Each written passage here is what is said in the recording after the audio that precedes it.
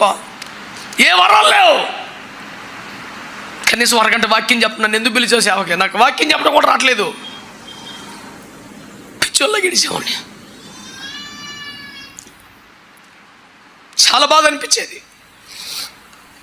ఎక్కడికి వెళ్ళిన సేవకులు ఆయన ప్రార్థన చేస్తే అద్భుతాలు జరిగినాయంట, ఆయన ప్రార్థన చేస్తే స్వస్థతలు జరిగినాయంట, ఆయన ప్రార్థన చేస్తే మృతులు లేచారంట, ఆయన చేతులు వేయగానే పరిశుద్ధాత్మతో నింపబడుతున్నారంట అని చెప్తే వెంటనే సైకిల్ తిప్పుకొని ఇంటికి వచ్చేసి ఏడిచేసేవాడిని. ప్రభు, నా సంగతి ఏంటి?